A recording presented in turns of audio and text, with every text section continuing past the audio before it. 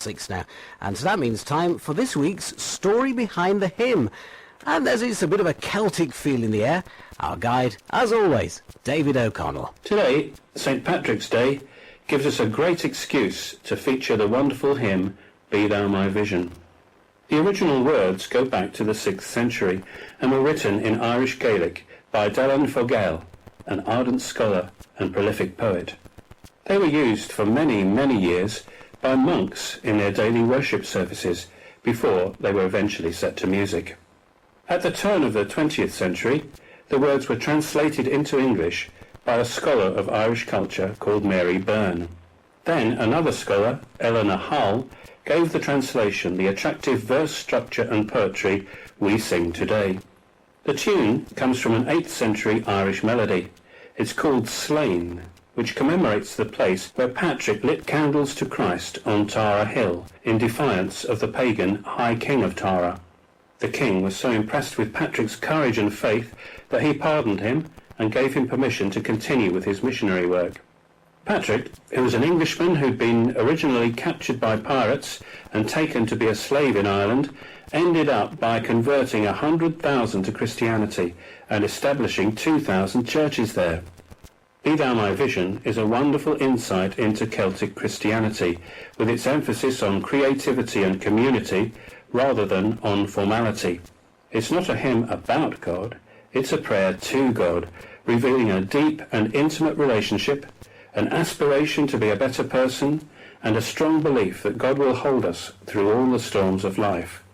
There may have been a High King of Tara, but this hymn speaks to the High King of Heaven. And now let's hear, appropriately, the Galway Singers with Be Thou My Vision. Be